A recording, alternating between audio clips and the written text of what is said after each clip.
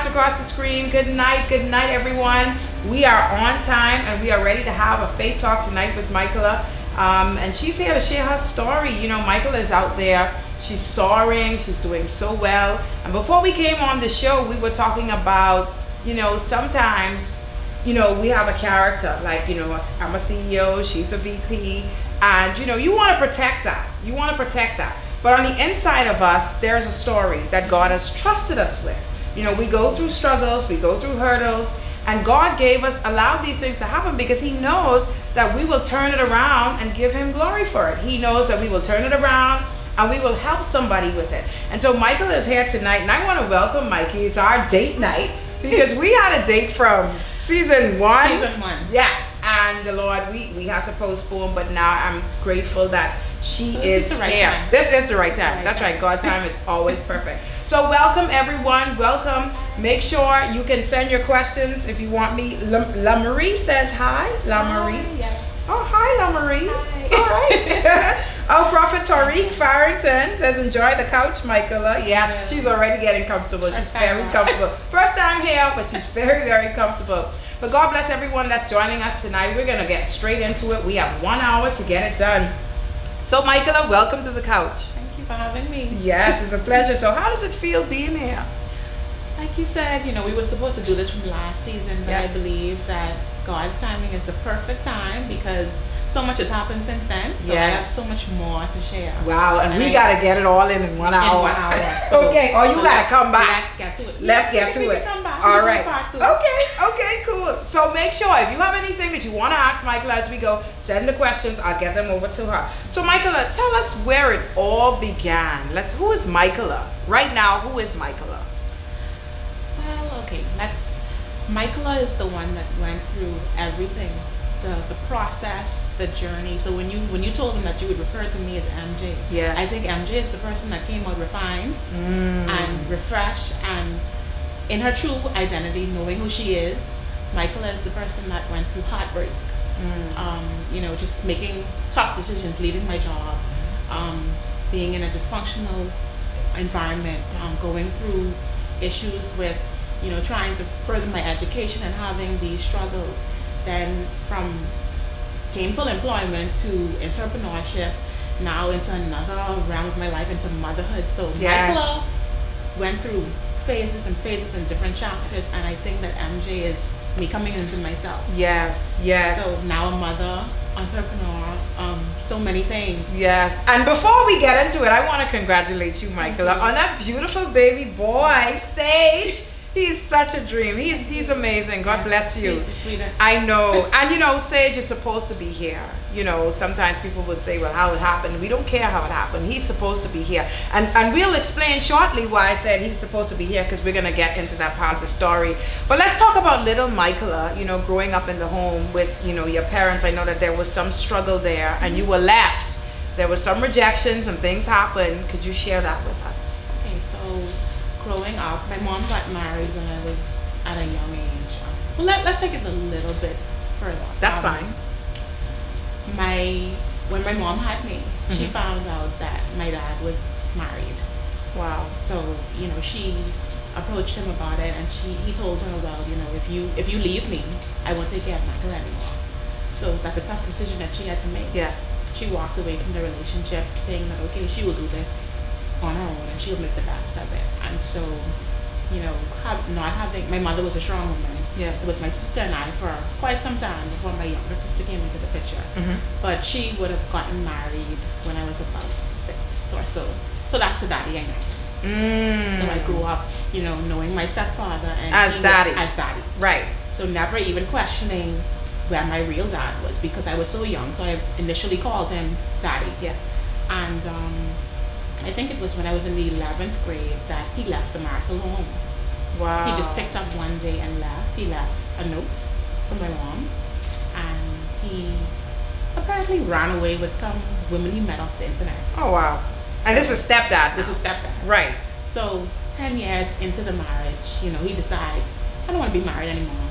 I have some things I want to do, and I just want to do me. Yes. So for me, that was, you know, a form of rejection, because this is the man that I know as dad, And the thing that hurt the most, I think I was actually off the island. I used to do track and field. Okay. And I went to Freeport for the high school nationals, and he left that weekend. Wow. So when so you came back, there was no daddy. No. So Wow. I came back walking into the situation of now having to deal with my mother and how she's handling it. My older sister, not so much because she was older.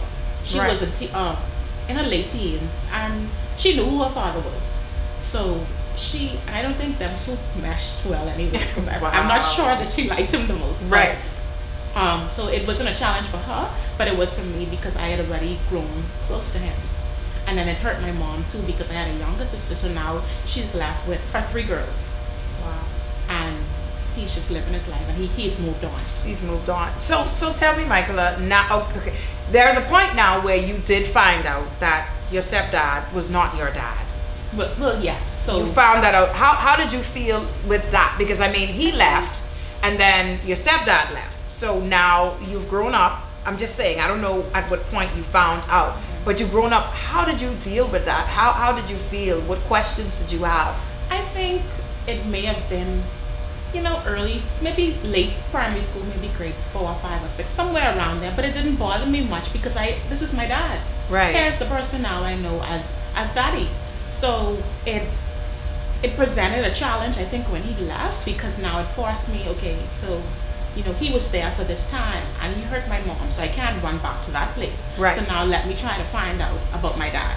Let me be more inquisitive and ask questions, and I wasn't getting the right answers because my mom was trying to protect me. Wow. So I made the necessary steps on my own to get his number to reach out, and then it was another form of rejection because he wasn't ready to be a father to me. And this is your real dad My now. real dad. See, I want the viewers to understand where you're coming from, because we're talking about 2 daddies here. Yeah. So stepdad ran away, and then you, Michaela, did your own investigations, got the number for your real dad, and there was another form of rejection. Yes, so like I would call him, and it would be, very brief, 1 minute, if anything. The longest time we had spoken, I think, was about 2 minutes, and I probably was on hold for a minute. Wow. So it would be like, hey daddy, how you doing? Very routine, cliche all the time. I'm good, and you? I'm good, thanks. Oh, how's your mom? He'd ask about my mom. And then I would say, well, she's good, she's at work, or however it was. And then he'd be like, okay, we'll talk to you later. And I'm like, hold up, I'm the one. Right. I called I'm you. calling, right. I called you, so how do you get to Wow. now end this conversation? And then I was reaching out, and the more I put out, the further he pushed me back. So I saw what my mom was trying to protect me from after I got rejected. Yes. So I was upset with her initially because now I want to reach out and she's not giving me enough information. But then I saw what she was doing in the long run when I got rejected. So I was mad at her when my stepdad left because I blamed her. Okay. Then I was mad at her, okay, so why isn't my daddy, giving me the response that I want? Maybe it's because of something that happened between them, but not knowing that that's just, he wasn't ready. Wow. He was not ready. So I think trying from teenage years into adulthood, just trying, calling off and on, I finally let it go in 2015. I remember doing some New Year's declarations and just praying and writing some stuff down, and I said to God, this is something that I'm leaving in this year. Yes. And I'm not taking it with me into 2016, and that is what I did.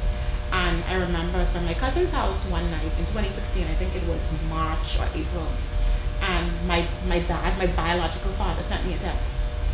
Wow. And he said, just checking on you, wanted to let you know that I love you and I miss you. And how did you feel now, Michaela? my phone broke. I dropped my phone. Wow. The phone I had at the time, the screen cracked. Because you could not believe I couldn't this. believe it. I left it in 2015 and I didn't call anymore. Wow. And 2016, in the first quarter of the year, the situation turned around. And from that day to this, sometimes I have to decline his calls. Oh my God, Yes. are you hearing this? Yes. Oh my God. And that's powerful, Michaela, because sometimes you just shared something with us tonight. Sometimes you have to learn to let things go. And if you let it go, then God will deal with it. Because now he's now being rejected because you're not calling anymore.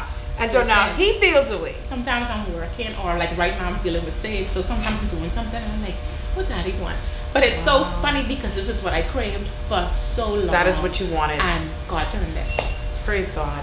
That's a good feeling. People are saying, wow, powerful story. Bella is saying that is so true. Yeah, sometimes you have to let things go, and that's what you did. And it hurt me, I'm it sure. hurt me to let it go, I'm because sure. now it's like, okay, my stepfather left, my dad is, it almost, you remember that episode in Fresh Prince when Will said, how come he doesn't want me? And Uncle Yes. Phil had to console him. So Yes. that made me feel like, what is it that I'm doing wrong, or what is it about me that Everyone's he doesn't leaving, want? and everyone's leaving. And the male figures are leaving. Yes. So if we go now into relationships, that could give you You're right. kind of a foundation as You're to right. maybe the types of persons that I would have chosen to date. You're And right. all of this stuff came full circle because of the issues that I was Wow. faced with. And I realized it later on Yes. that, you know, some of the problems came from daddy issues and not dealing with the root of the problem. The root. Yeah, we was just talking about that before the set. We were talking about not being able to identify the root of the problem, because when you are able to identify the root of the problem, you understand, you will begin to get results,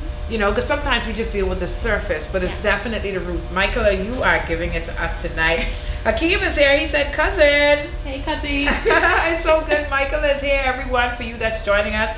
I'm on with Michaela. I call her MJ, and she says MJ is the new Michaela. You can call her MJ as well. So Michaela, he says, love you, Mikey. So where are you now? I mean, like with your mom, now that everyone left, how was she dealing with it with you, with 3 girls? How was she dealing with it?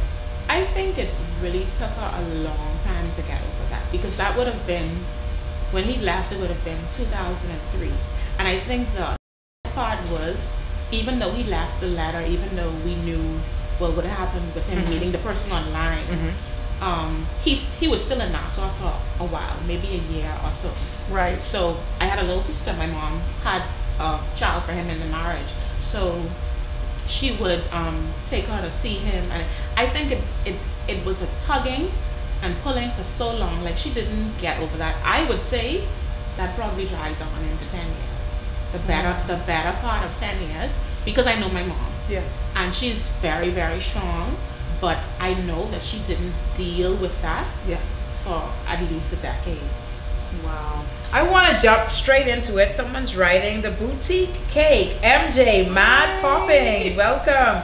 Cassandra's saying the part where you referenced the Fresh Prince of Bel-Air and she has tears going down. I wanted to cry. Wow, that's okay. You know, people cry on the couch, and that's okay to cry on the couch. It's so to cry. That's okay. That's okay. You gotta keep. Michaela looks drop dead amazing. Her makeup is so beautiful. She looks so good. So Michaela, talk to us now about. Let's get a little bit into relationships. And you know, I'm gonna be dashing all over the place, That's but fine. you can follow me. Let's talk about relationships, and I want to get to the part why I say Sage is really supposed to be here. What happened in your life in a relationship where you said, you know, you went through a struggle of being pregnant before and having to give it up because of, I guess, pressure, forced, but share a little bit about that. And, you know, we're talking about people just leaving you now from a child, and now it happens again when you became, talk to us a little bit about that relationship and having to part with something that you loved already. Yeah. Well, when you're young, you tend to be, and in love, you're more naive. Talk to me. Very, Talk to very, me. very Yes. naive. Yes. Sometimes the signs are there, but I like to say this: we as women, we remain oblivious to the obvious. You are right. So it's like you're asking God for a sign. Only thing left for God to do is write the word SIGN on a piece of paper or something, because He's given you sign after sign, and you're saying, well, God, if He really isn't the one for me, give me another sign. Yeah. And sometimes He has to break our heart or That's really right. hurt us Yes. to get us away from the person. Yes. Because we would be stuck on stupid for so long. On stupid. Yes, ma'am. And we call it love, but Yes. if you read, that's not what love is. Love is patient. Love is kind. Love Yes. doesn't envy. Love doesn't boast. So all of these things that love is, and we still allow someone to be impatient with us. That's right. To be mean to us. To not abuse is not just physical. It's emotional. It's verbal. And I think in my longest relationship, I dated someone for 6 years. I was in love. I won't lie to you. I was in love. We fall in love, Mikey. That's us women. We fall in love. I drop. You drop in love. What? Oh wow. That's deep. I like that one. I was so deep in that. Listen, Wow. I could see him doing something right in front of my face, and I wouldn't believe it. Love is blind. Blind. Wow. Blind. So We dated. Now I think it was about maybe a year or two into the relationship. I started to hear little things. So he's talking to someone else, and I'm like, because we together all the time. So where's he finding this time? And I think it dragged on into the third year, and then I started getting phone calls. So you know, when the person started calling you, and you just play hard, like, okay, hello, who is this? And you know, you putting up this. I know about it. The fight. I can't fight. So, but you're going through all of these emotions, and then you question the person, and they tell you everything you want to hear. So you're back at a good place, and you're like, this girl is just trying to break us up. Meantime, it's quite the opposite. It is what it is. And then he's telling the other person something else that they want to hear. Yes. So I would say, I have to be honest. Yeah. I would say about halfway through that relationship, I knew exactly what was going on. I knew everything, like everything. But I want to stick a pin there, though, Michaela. You said something, and I hope that people are listening. You said that we allow. And a lot of times, you know, women will go around, and I have to say women because we are women, and we would say, oh, you do this to me and you hurt me. No, he did not hurt you. That's what you allowed. Because, you know, God is showing you, and I've been there before, Mikey, where you'd be like, God showed me the sign, and he would even show you, like, if you, he would get down to the dirty if you wanted to, okay? But you just would not face the fact. Let me give you an example. I was doing a project. I was in Nova at the time, and I was doing a class project. And you know, you tend to meet at Starbucks and different locations to try to get the group together. And I was heading to Starbucks for a group meeting, and the car in front of me stopped so suddenly that I had to slam brakes. And I just, like, you know, I looked up, and my boyfriend is walking across the road with another girl into the restaurant. I think it was Seafront Sushi or something like that. You wasn't dating him no more after that, eh? Yeah. Don't feel bad. I've been there before. You was drunk. Yeah, you was there. You was there for the long haul. I was in that hole with they dropped Joseph in. What? Deep down in there. Michaela, oh my God. Yeah, so I saw him. Okay, so I have to go to my group meeting now, so I'm trying to put this behind me, but I start calling, and no answer. Of course, no answer. And then all of a sudden, it starts going to voicemail directly. So either you turn the phone off or you're declining the calls. Okay, so I went to my group meeting. But you know, I'm not focusing on nothing for this project. Like, I try and think, okay, why is he not answering? He's not answering my call. What's he doing? X, Y, Z. And then after the group meeting, I keep calling. So I'm sure he probably have a 40 minutes. You know, we was crazy back then. I know. You just call and text and call. And then I drove around Seafront Sushi 3 times before I decided to go home, because the first time I was like, I'm gonna go in there and by the second time the tears were struck running down my face, and the next part of me was saying, okay, don't go in there because he's gonna act like he don't know you. Yeah. And the third time I was like, I have to go, I have to stand up for myself, and then so part of me was saying, sweet girl, go home. So on the third circle, I passed Seafront Sushi, and then I drove home, and I just cried myself to sleep, went to sleep. Oh my God. The next morning, you know, he calls, because you know how men go, he got a call first. So he calls, and he said, everything okay? I saw you call so much times. Was that an emergency? He said he was so tired after work, he went straight home and crashed across the bed. Oh my God. Mikey. So, oh my God. I kept that in for 6 months before I said anything about it. Did he deny it? At that point in time, he tried to act like he didn't even know what I was talking about, because I kept it in for so long. And that's when you sit down and you be like, you know something? I should have just get out of the car, and I just should have. Oh my God, I know about that. But Mikey, I was battling because I was like, I can't fight with this girl. Tried. I know. I know. So it was best you go home. It was best I go home. You did the right thing. And then if he acted as though he didn't know me, I would only look like the fool in Seafront. You're right. You're right. And I like sushi. I like to go there. So oh my God. I drove around and around, and I said, you know what? I'm gonna go home. We could deal with this tomorrow. And I didn't address it until about 6 months later.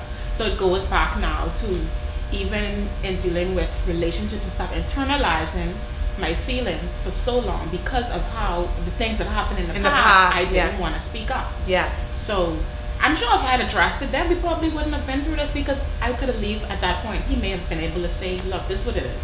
Yeah. What you would do. Yeah.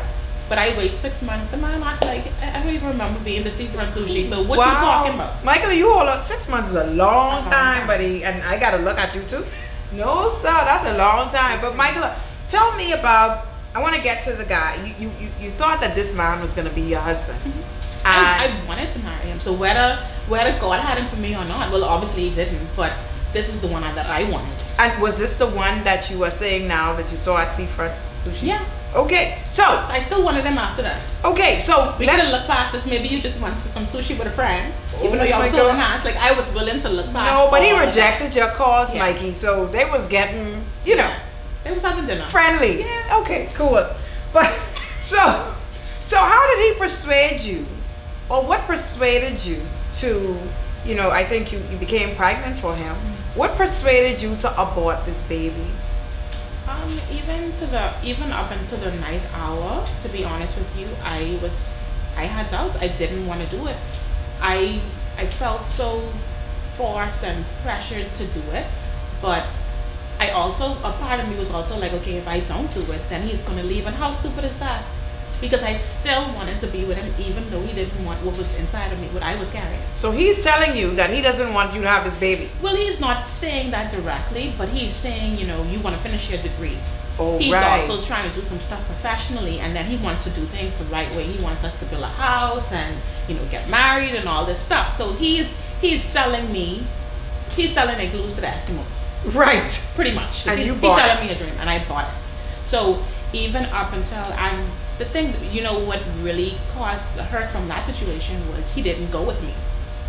My best friend at the time, she went with me. So here it is now. She can't come in the room, but she went along with you. She's waiting. Mm-hmm. And even up until, you know, they call your name for you to come back, I don't want to do this. I don't want to do this. Having doubts, fears, everything, frantic on the inside. I started crying, and then now the doctor comes. So he's planning to perform the procedure. Yeah. And all I know is that I laid down on the bed, and I was just like, I want to cancel. Even if they keep the money, I don't care. I just didn't want to do it anymore.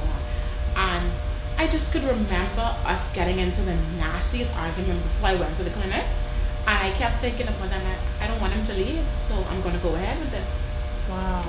And I remember laying there, you know, the doctor started the procedure, and then I thought I was going to die. These are the words I heard. There's no way she could be how far she said she was. She's much further than that, and she's losing a lot of blood. Wow. And I couldn't say anything because I was sedated, yes, but to the point of I could still in and out. Mm-hmm. And I remember the only thing that I could even murmur was Jesus, Jesus, Jesus. Nobody in my family knew, only my best friend and my boyfriend at the time knew that this was going to happen. Wow. And I remember, if I die, nobody even knows that I'm here.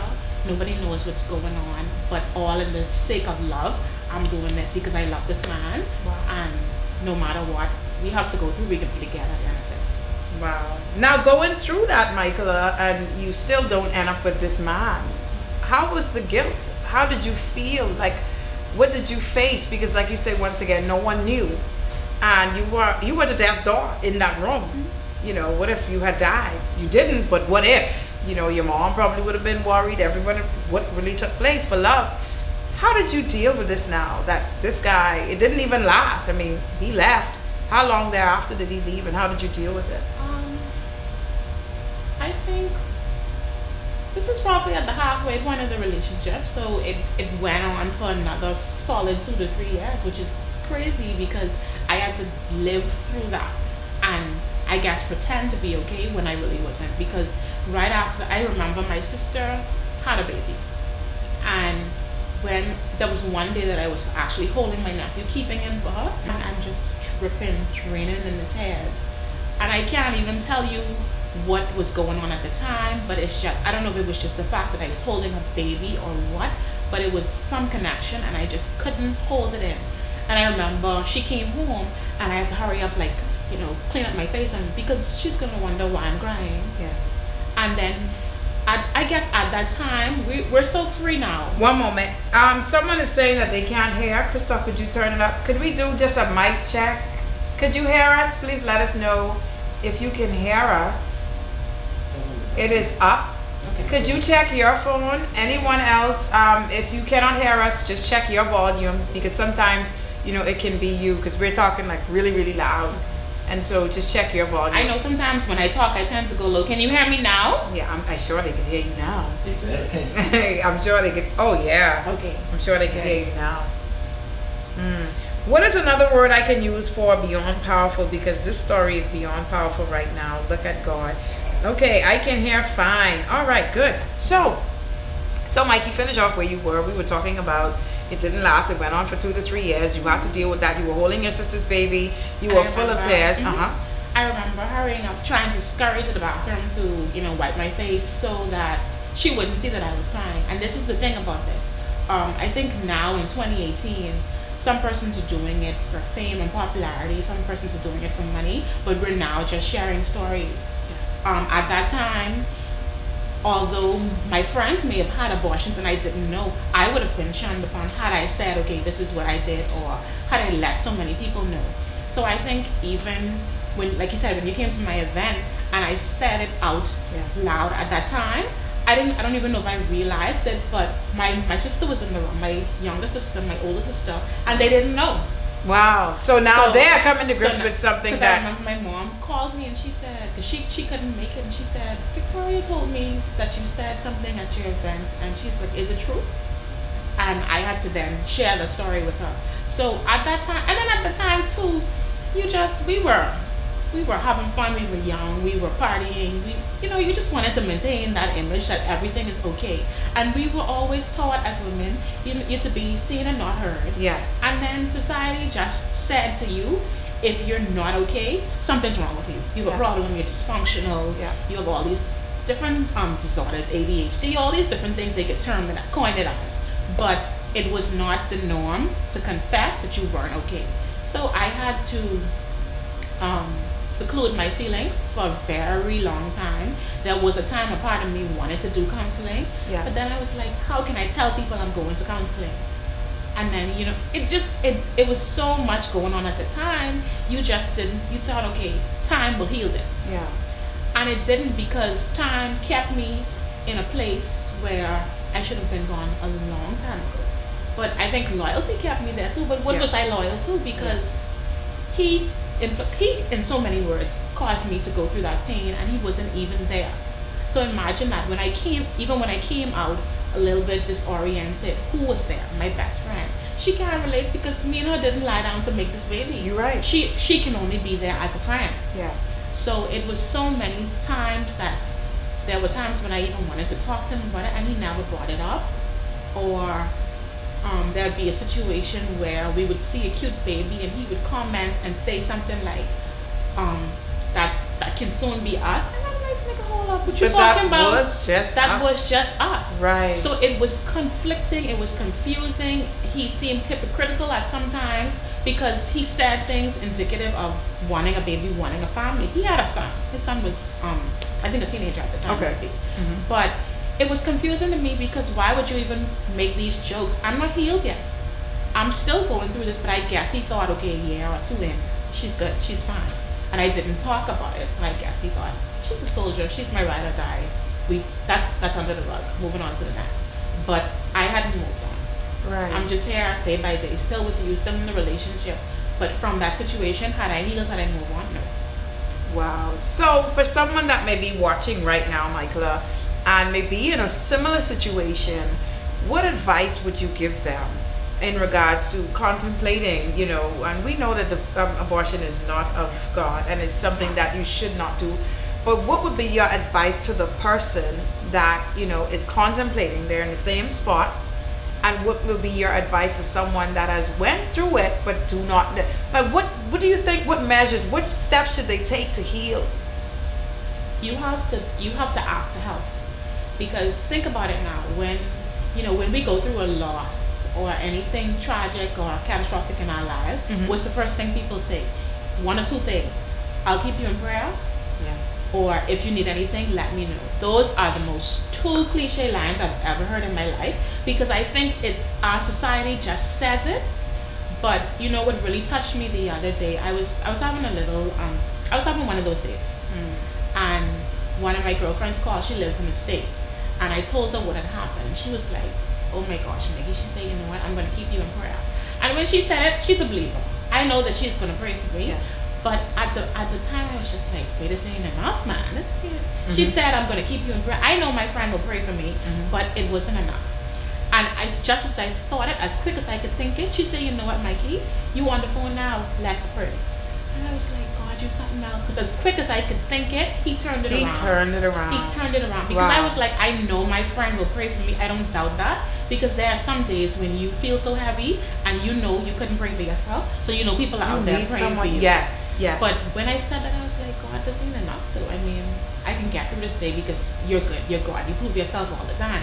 But I need something right now. And before I could think it quick enough, she said, you on the phone. It doesn't make sense for me to say, I will keep you in prayer. Let's do this right now. Yes. And listen to me. The weight of that situation.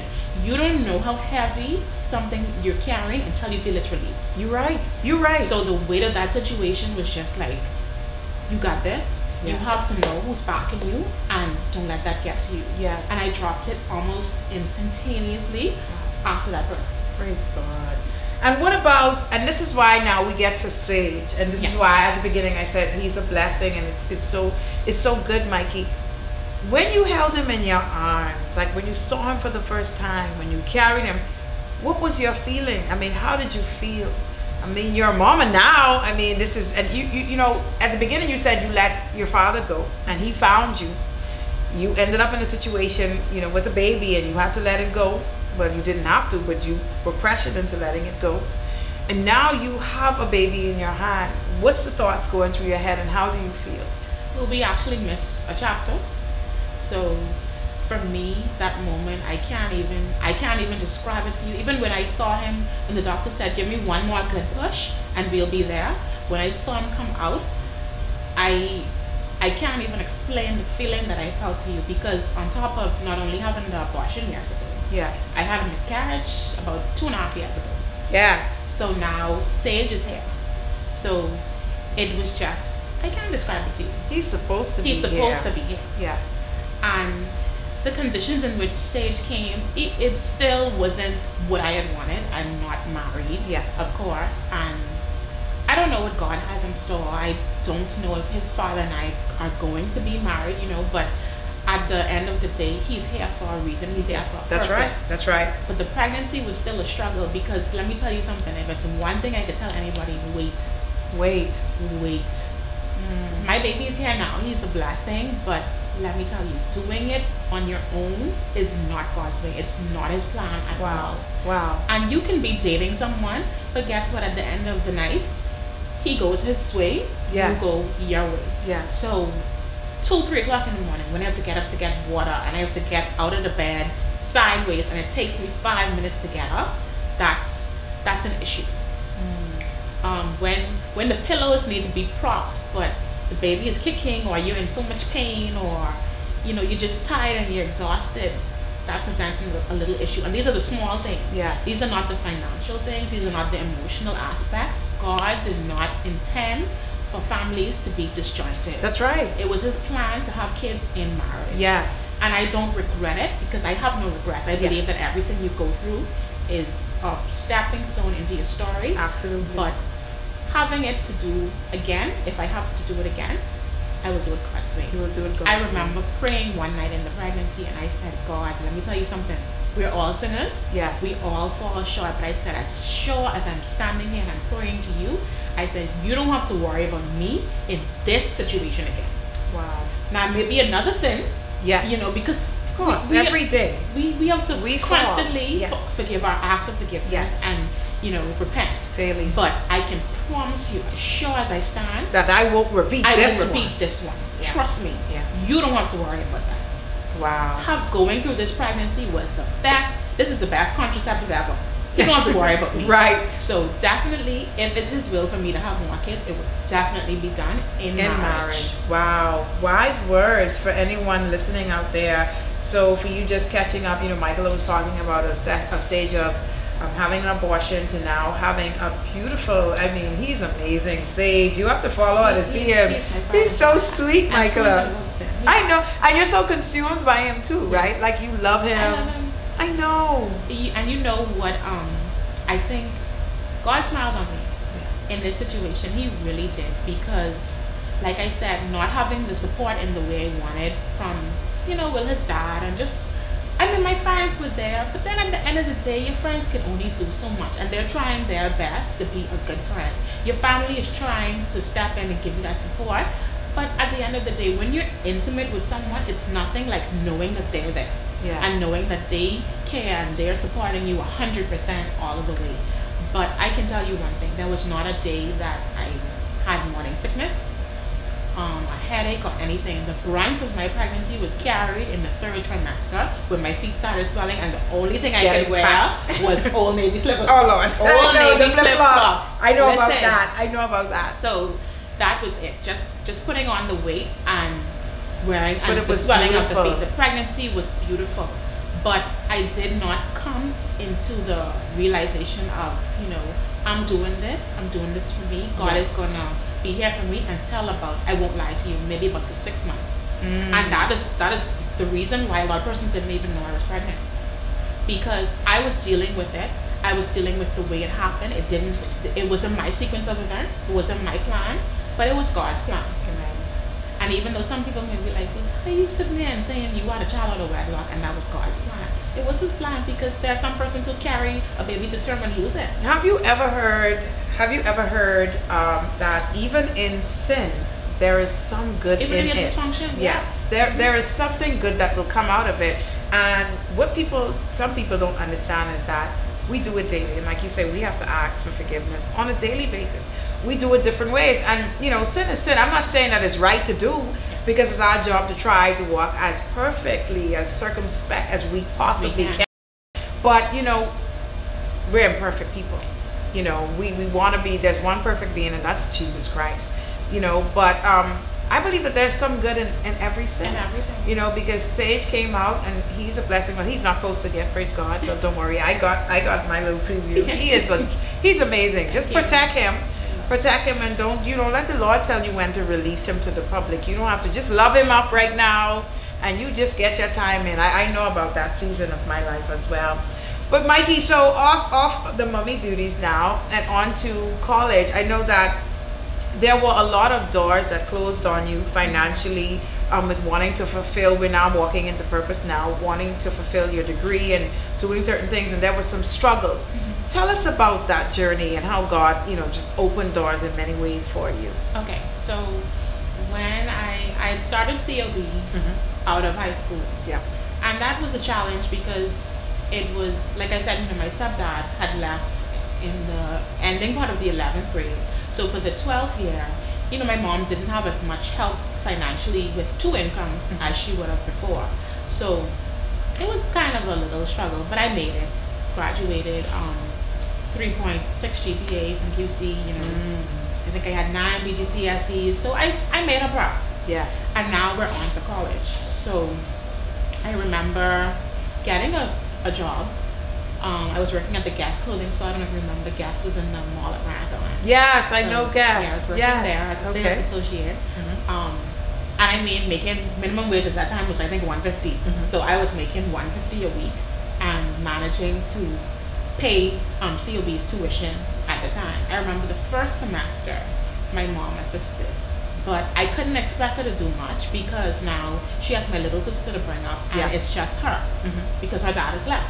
So now I'm here working and doing classes and working and doing classes. And if you know anything about having a full-time job and going to COB, you'll be the COB for 20 years trying to finish 1 degree. So I had an opportunity to apply at a bank, and I did that. So I got the job. So now instead of 150, I think I went from 150 to 350. So that's a big time. Big jump. Yes. So, and now I could still afford the classes, but I could do a little more. That's when I started to get into buying stuff for myself and the name brand and traveling with friends and doing all of this stuff. But still, I was still going to school in the night, because I'm working a job now from 8, I think it was 8:30 to 4:30 in the day. So I could only do the 6 to 8 classes, and that was wearing me out. Wow. I would be doing maybe 3 classes a max, at max, every semester, and you need about 40 classes to do a degree. So that was crawling and crawling and crawling, and I prayed about it, and I said, God, I need to go off to school or something. I need to quit this job so that I could finish school, because it's taken too long, and this is something that I want to do. Knowledge is something that nobody could ever take away from me. Right. And I wanted this degree. I was passionate about this degree, so I need to do this. So I applied for scholarships after scholarships, and I mean, the most rejection. You know, thank you for your application. We regret to inform you. And I'm like, the grades. So rejection is following you again. Yeah, but the grades here, and then I'm seeing people posting in the newspaper who I know couldn't pass, I mean, computer in high school, and they getting these scholarships because of who their parents are or who they may know at, you know, different scholarships, Sparkle, Life the Key, and I'm applying for them all. I could tell you about all the scholarships. I'm applying for every single one. And it's like, it's not that I don't meet the criteria, but what's going on? So I applied to Nova Southeastern in Fort Lauderdale. Right. I was accepted, and now it's just time to find money. So I think I got a education scholarship from the government, but it was a one-time. So it's enough to get you to the school, to make them feel like you have the money to pay for this tuition, but I don't have the money. I don't have it. I know I don't have it. They don't know I don't have it because they're getting this big check. Right. For me enrolling initially. That's coming from the government. Right. So they think, okay, she got it, and this is a form of income. So first semester in, go to school, they got this check, so I'm responsible for the difference. And I think 3 weeks into school, my mom had to have an emergency surgery. And you know, it's only my mom possibly helping me. So money out the window. Now what? No money. No money. No extra to add to the scholarship to pay for the first semester. So at the time, and this is why it pays to have good relationships, and you never know who you're impacting. Yes. Now I had a customer at the bank job I was working at that time, and I mean the bank would be crowded, but he had so much confidence and faith in me, and he liked my personality. He would wait to the side until I could ring my bell to serve him. Wow. And I remember when I told him I was leaving for school, he said he was led to bless me, and he wanted to give me 2 checks. He has a U.S. account, and he wanted to give me 2 checks. And he signed the checks, and he said all that he asked is when I'm going to use the checks to give him a call and let him know. And that's all I could think of. I had these checks, and I may need to use this check. So I called him up, and I told him of the situation, and he said, no, Mike, you don't use the checks. He said, he has a couple of businesses. So he got this big credit card, maybe I think it was like $20,000. And he said it's always there just in case. So he said, here's the number, here's the the code, the expiration date, use this to pay the school fee. Don't use those checks yet. So I did that, and he said we could pay him back. So now, because when we had the surgery, there's no money. So that covered the first semester. So now we're into the second semester, and I can register because I have a 0 balance. But this chick don't know where the money coming from for the second semester. Right. So I applied for, I think it was the government, the educational assistance loan, and I got it. Wow. So that's $10,000. So I got that, and the school fee was about $17 a semester. So now I need to come up with $7. 1 minute, Mikey. Could you still see us out there, because I'm not getting live anymore from my feed? Christoph, could you check to see if we are still getting live?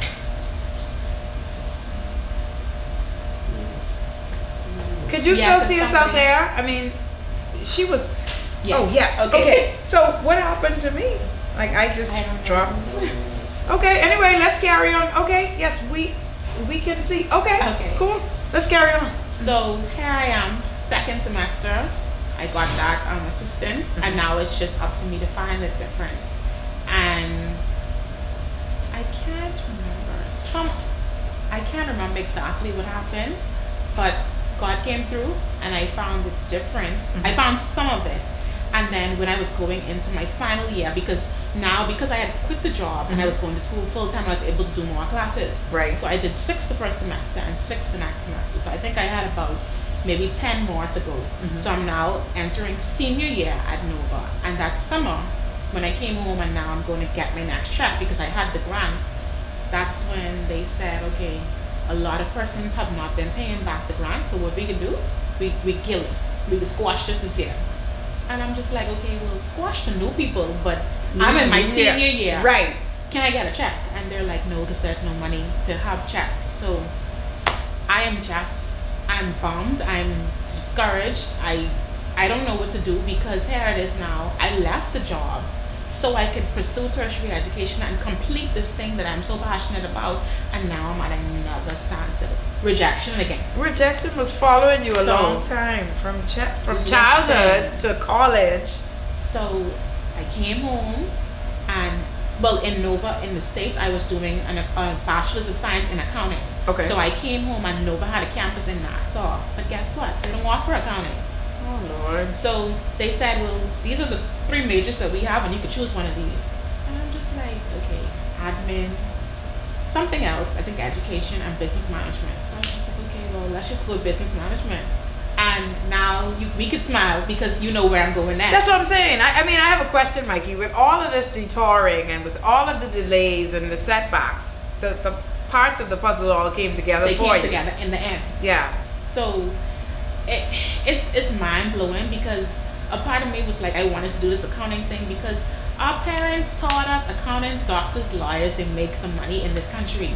They never once told us to pursue passion and purpose and be happy and be content. Yes. They told us, go to school, get a good job. I don't have money to waste. I send you to private school. Make sure you come home with good grades so that you can get a good job, so that you could work on that job for 30 years and be somebody in life.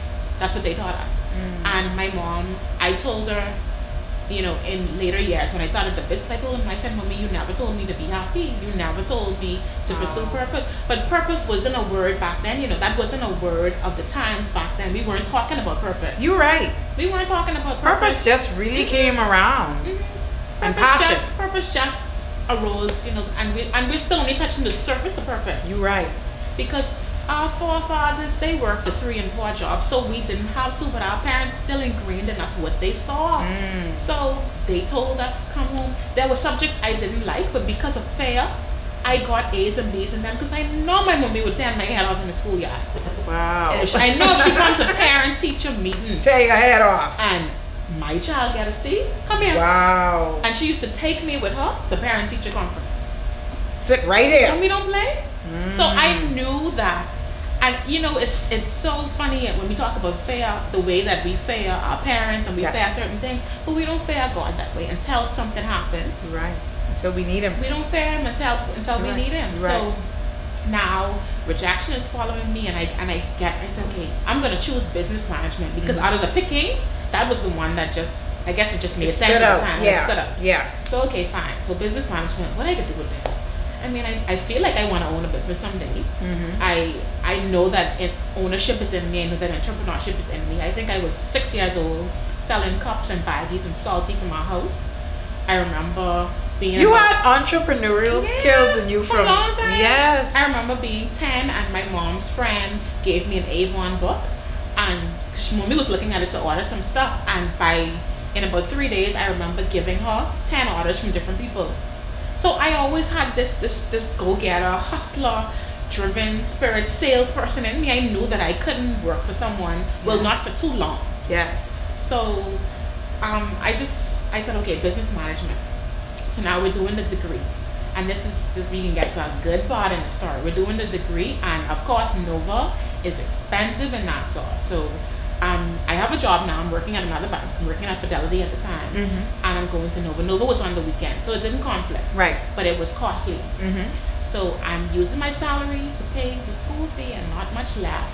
But it came to a point where the school fee lapped over, and now, okay, what are you going to do? Because in order to register for the next semester, you always have to have a zero balance. So listen to this. So one semester finished, got my, I paid for it, moved on to the next semester, but I just couldn't find the money. So now we're left with a balance. So this is the final 2 semesters I need to register for in order to graduate. But I have a balance, so I can't register. So one night, and I kid you not, it's maybe like 10, 11 o'clock in the night, and I'm on the website and I'm looking at the classes, what I'm supposed to be taking, and I'm like, boy, I need to take these classes because I've come too far to turn back now. Amen. And so I'm keying in the classes that I need to take, and I'm picking the times and picking the teachers and picking the semester and doing all this stuff. And I clicked submit, and the classes loaded into my schedule, and I was like, this is weird. And I I just left it. I didn't think nothing of it. I was like, okay, but it's showing me now that I have a schedule for the next 3 semesters that I need to graduate. But I know that can't be possible because I have a balance. And I went to the final exams, did that, and now the next semester is here. And they're sending me, you know, okay, well, this is who the teacher is going to be. And I'm trying to figure out, well, what's going on. And the aide at the time, she explained to me, she said she don't know, we were trying to register last evening, but there was a glitch in the system, but it's all rectified now. So if you need to register, you can go online and register. Jesus. I'm locked into 3 semesters of classes. Wow. I don't have the first dollar. Wow. I don't have the first dollar, and I still have a balance from the last semester. So I started going to the classes. I went to the first semester, did the classes, did the exams. And you just wasn't saying that. You just was going through. I just going to the classes. And then I got a transcript, I got my grades. So I go to the next semester, and I was, mind you, I was paying something on it, but I wasn't at 0 balance that you need to meet the criteria to get into another semester. Yes. That only could have been God. That's who it is. She said there was a glitch in the system, but it's fixed now, so you guys should be able to register. But I already registered last night, so I ain't saying nothing. That's right. But only could have been him. But you see why I said, you know, even in rejection being a serious thing, I mean, there was good in it. I mean, so sometimes when, you know, they'd be like, okay, why this ain't happening for me? You can't fall into that because there's a plan behind that. You know, I always tell people, if you see you go a certain way and that ain't working out, don't force it. Don't force it, because if you're supposed to get in there, you'll get in there. I just want to read some comments. People are saying very powerful, Michaela. Bella's saying fair is a serious thing. It sure is, and I know it does. It does. It does. And you know, when you talked about purpose, and we're just scratching the surface. You know, you and I were talking about that before we got on set. About that, and the reason why people, you know, we're only scratching it is because people are afraid to do this very thing. This very thing.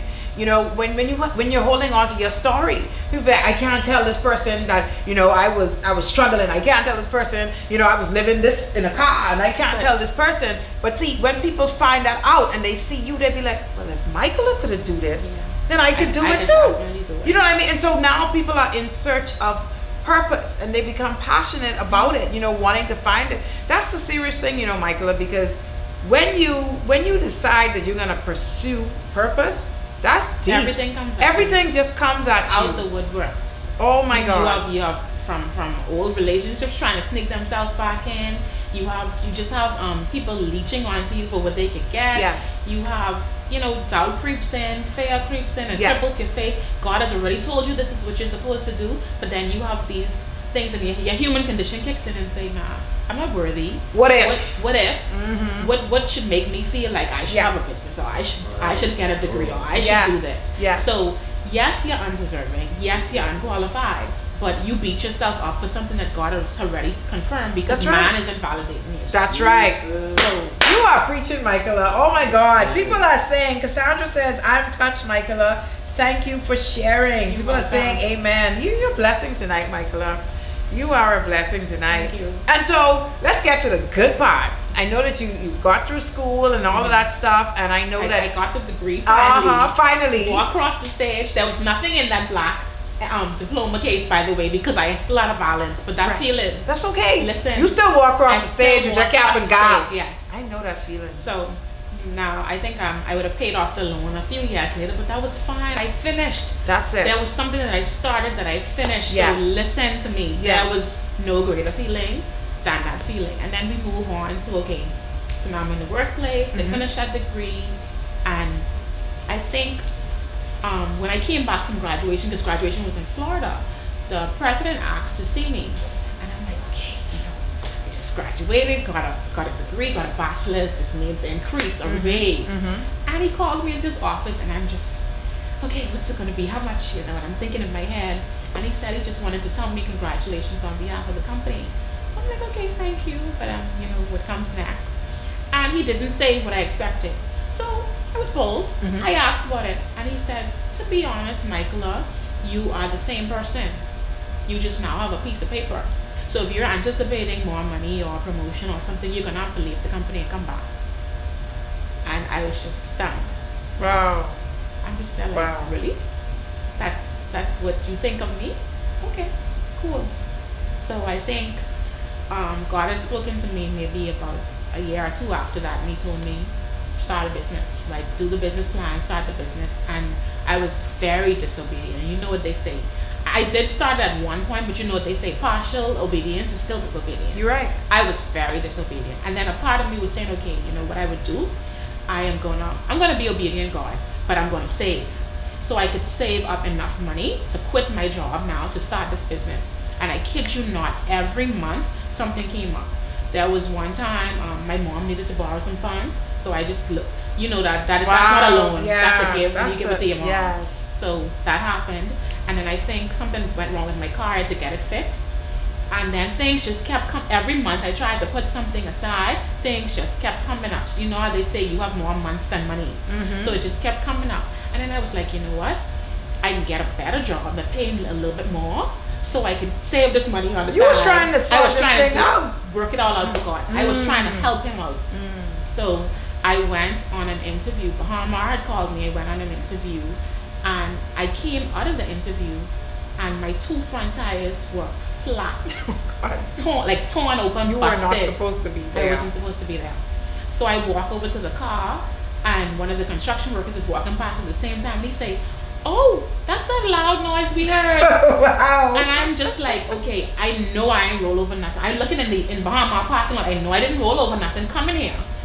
Like, these were perfectly good tires, and now this is more money. So in addition to an inconvenience, because I have to go back to my job, so I'm already going to be like 2 hours late. or so late. And now it's costing me money. And all that was telling me I was not supposed to be to that interview at Bahama. God didn't send me to that interview because he already told me to start a business. So why would I send you to get a job?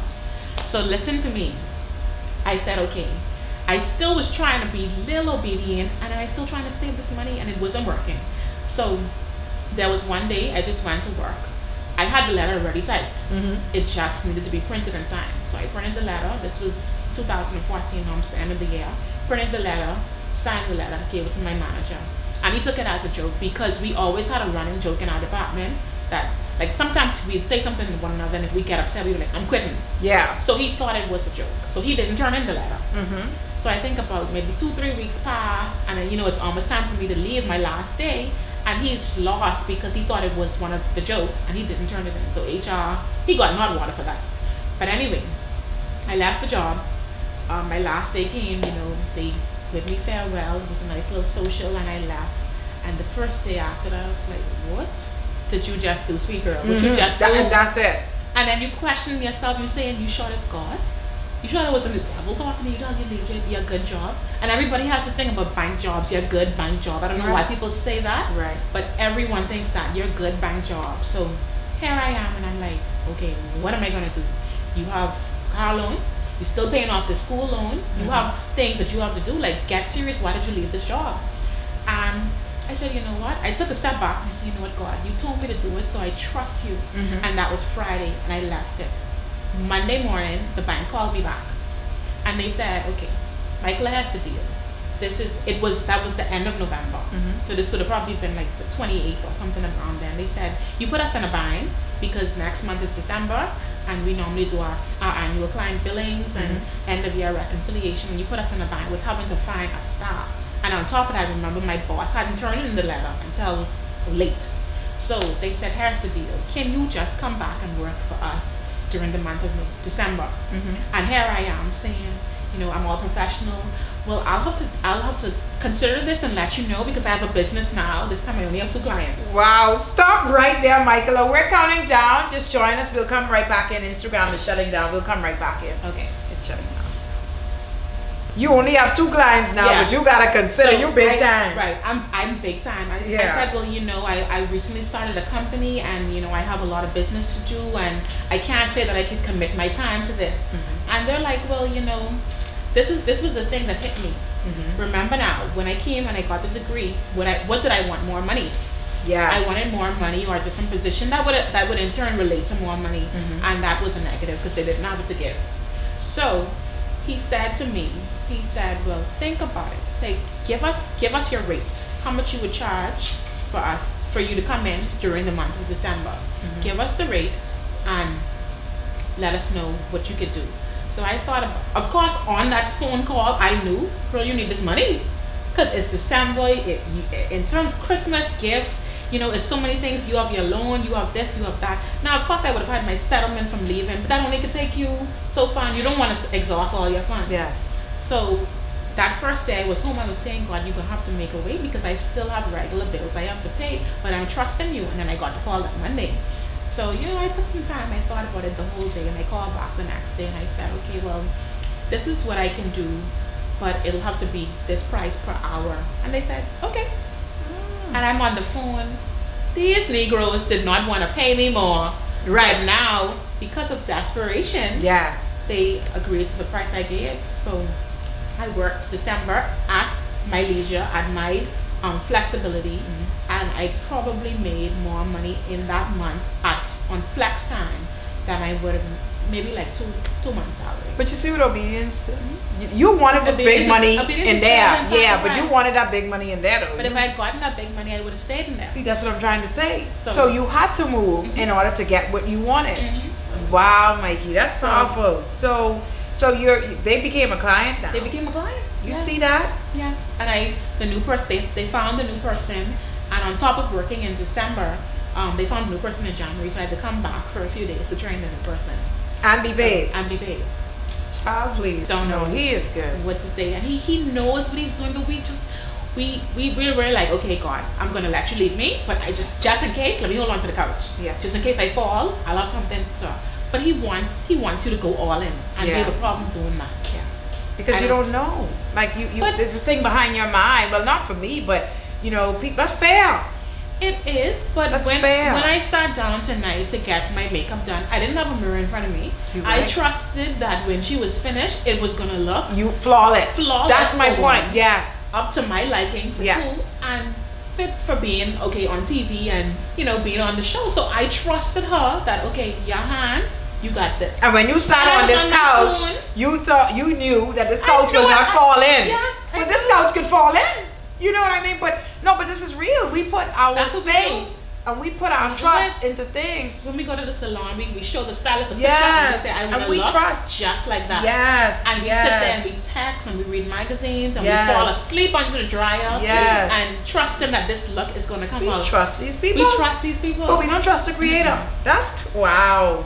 Wow, I can't hear good. Is it just me? It may just be you, Queen. Yeah, because we have tested. Can you hear us now? Can you hear us? Yes, it may be you. And if you can't hear us, for y'all that are joining us, make sure check your volume on your phone because we are loud, like really, really loud. Yes. And so, Mikey, so now you're on your own, and this is the good stuff now. So this is my where 2 clients. Yeah, but you big time. You with your 2 clients. But you got another client because you picked them up. I picked them up. So that was 3 clients. Mikey, but that's something that God make. You was in charge though. You was in charge. I would say, okay, tomorrow I'll come in from 9 to 12. And then the next day I'd come in from 10 to whatever I could do. If I had to come in from 9 to 11 and come back from 3 to 5, that's what I did because that's what I needed to do. And it was how my schedule was accommodating them. Yes. When they couldn't accommodate me with the increase. But now I'm fitting them into my schedule of events. Of course, yeah. That's what he does. So Michaela, tell us now where you're at now, because I know that you have your business. I see you travel. You get to get yourself up, empowered, and all these things. Tell us what is going on. I see the Elevation Awards and all this good stuff. Talk to us about Mikey, MJ, the entrepreneur. MJ is very active. Like you said, one of the producers for the Elevation Awards. This is the 2019 will be our 3rd annual event, so I'm really looking forward to that. And then I have my annual things that I do. I'm a philanthropist at heart. I love giving back. I know. So annually, I have Single Moms Rock. That's an annual Mother's Day Single giveaway. Moms Rock. I like that. I like that. That's okay. An annual Mother's Day giveaway where I would have gotten about 8 of my friends who have businesses to donate prizes, and we just award one lucky single mom who has a really compelling story. So that's every Mother's Day. And next year I turn 5, so I'm doing something really big. So look out for that. For Single Moms Rock. Yes. Y'all gotta. Anyway, when I post it, I'll be posting that. Single Moms Rock. And then I also have every December I do the Untapped chest. It's a Christmas toy drive, tapping into the heart of Christ through giving. Aww. So this Christmas we're going to Exuma to give some gifts to the little kids. And how long have you been doing that? This is the 5th year, so I'm excited about Everything that. is 5, 5, 5. Okay, so we following this. So this is the 5th year for that. Wow. The Elevation Awards will be in its 3rd year next year. And then of course I do, you know, what is passionate to me, small businesses, because I like to empower people towards ownership and entrepreneurship. Yes. So I do MYOB, that's Mind Your Own Business. It's a pop-up shop every year. So this next year will be, this is the 2nd year, so next year will be 3. So I have 2 things turning 3 next year, and then 2 things turning well, 5. I'm going to give you an assignment. I'm not going to tell you. Just go and look at what the numbers mean in the Bible. You don't. Girl, you. So 3 is the number of approval. Yes. And 5 is the number of grace. Oh my God, so, Mikey, you on time. You really looking forward. You carrying on. Really looking forward to. You in a good season. You're really blooming, and that's something that Christoph, you know, you were supposed to come on the show before, and it wasn't the time, Mikey, because now we're in the season of blooming. Because even and with Sage and the pregnancy, that took me through a different level. Yes. And that taught me patience beyond. Listen, I had many woosah moments, and now I have all these I've had all these projects, and then I have the business, and then I have these friends, and you know, you have your family, but it's not until now that I have something to live for. Yes. So I don't life has another meaning for you now. I know, Mikey. I don't think the session would have been as powerful if I'd come on Faith Talk. You're right. In the first You're season. right. This is the season for you to come, because you are definitely blooming. You are definitely blooming. Bella says it's your destiny. Touch of Angel's Nail says that's really awesome. Bella says so sweet. So the comments are coming in. If you have any questions for Mikey, please roll them in, because we're going to be wrapping up shortly. Sorry, we went over. Yeah, about Instagram, you know, Christoph said that earlier. He was like, that's if we go for 1 hour. But I think we're doing pretty well. We came in 5 minutes after 8, so we're doing pretty well.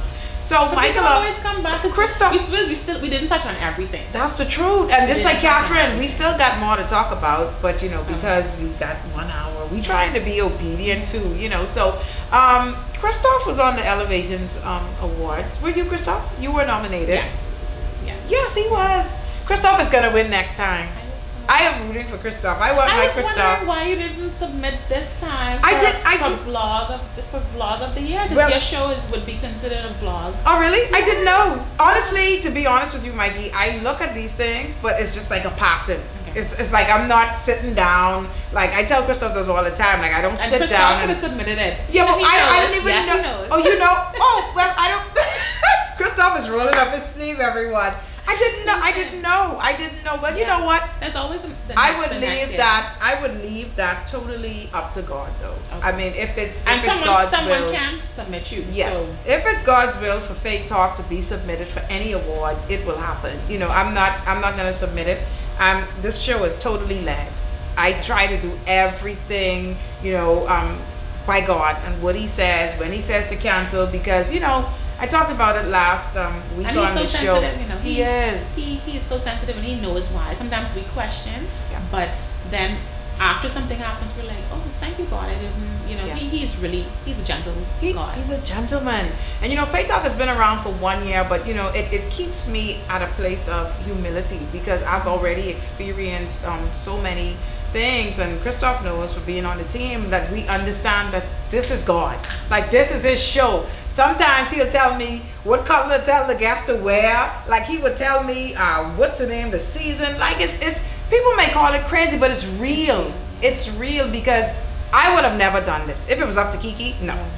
All right, just let me be me. Let me be in my comfort zone. Yeah, and I was okay. I wasn't putting myself out here. But you know, when I made that promise that I would share, you know, I didn't know He was gonna mean this way. But I mean, oh, something happened again, Christoph, and that's we went down. Did you touch something?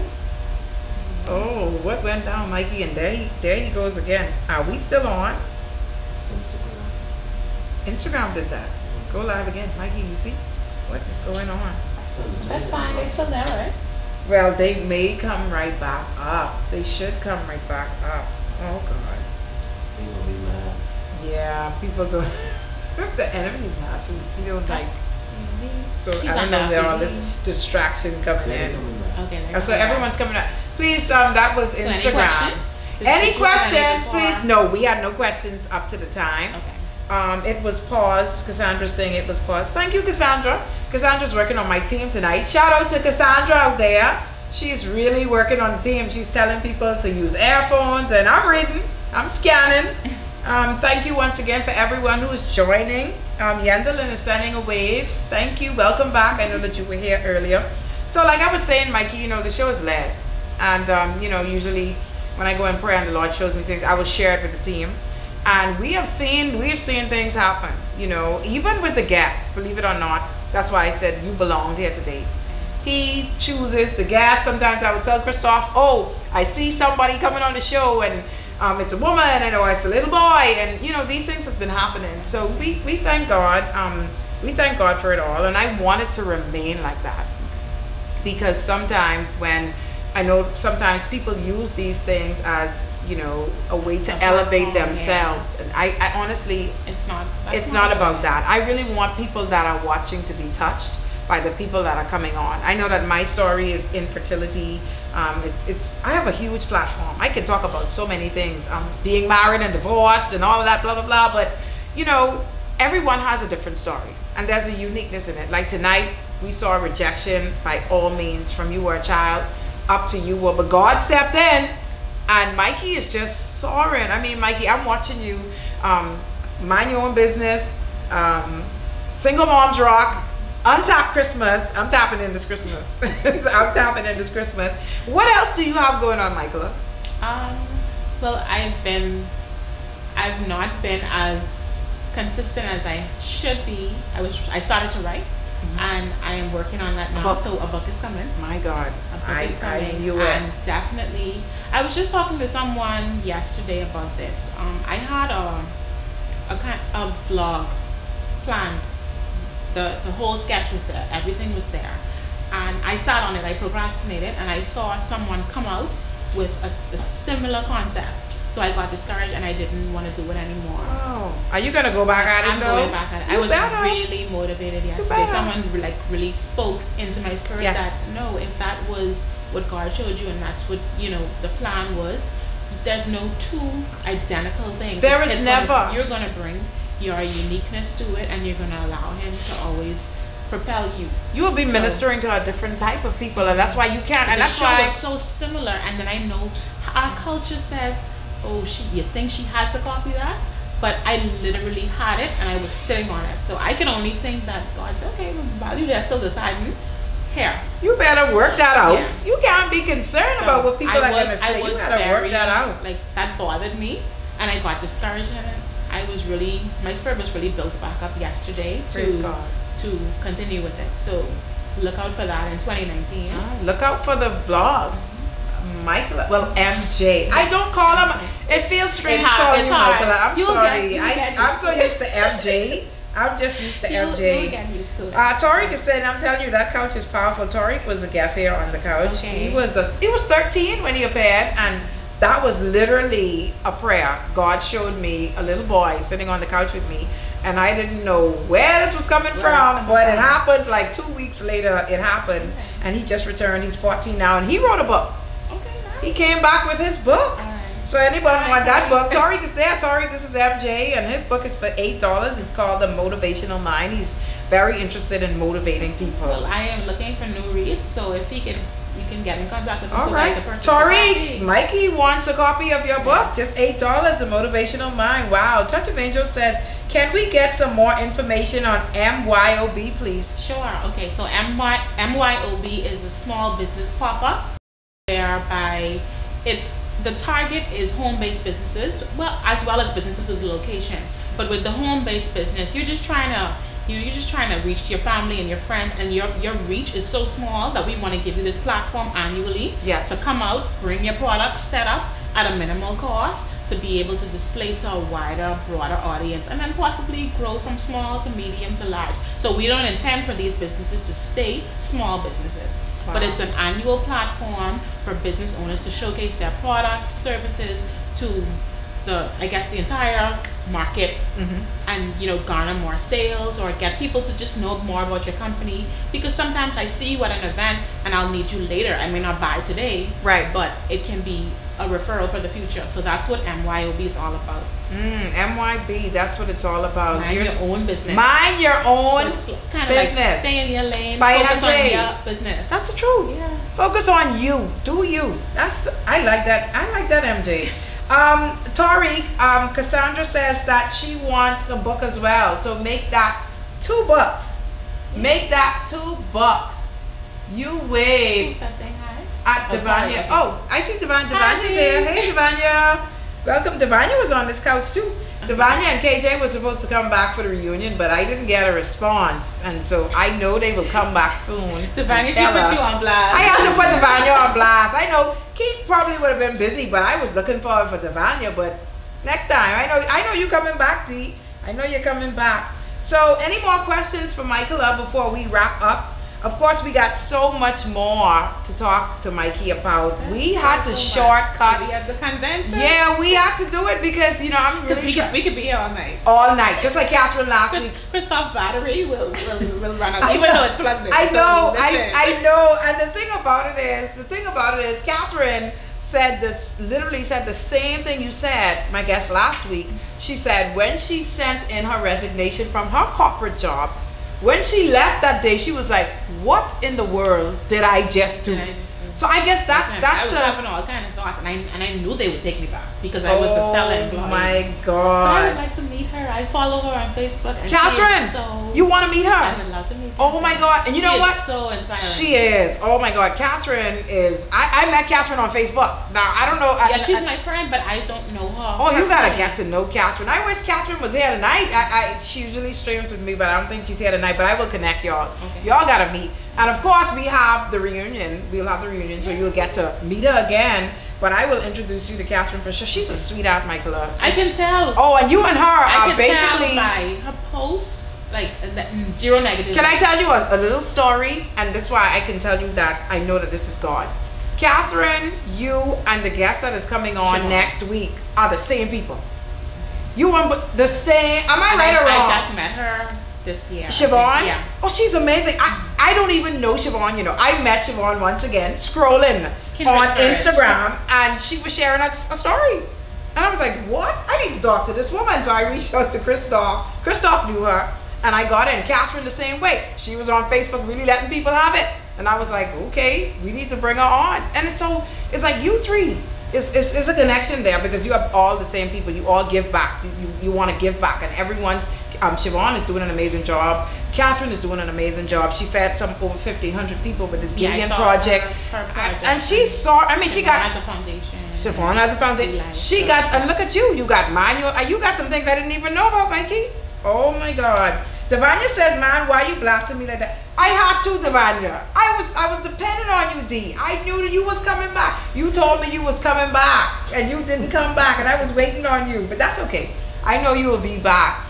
Is there any more questions for Michaela? I see, yes, somebody, this is Janae. Janae is saying something. Oh, I waved. Oh, okay. Oh, okay, cool. Welcome, Janae. Okay, so Devanya is. I will be, you have a story to come back to tell, so you will be back. That's Devanya. But, so Michaela, is there anything else that is going to pop up that we should look out for besides the vlog? Go, Mikey, go. This vlog, I could be hitting you up, asking you when I could get on this vlog, so you ain't got to worry. You should not have told me that. You will hold me accountable. I sure will. Okay. The book is something that I've been sitting on, like, it's like I say, disobedience, and procrastination too. And then sometimes you feel like, okay, I want to focus all into this, and I want to do this, and I want to do this, but we have to make sure that we're not just busy. We have to make sure that we're effective. Yes. Because you could be all over the place and starting a bunch of things and finishing nothing.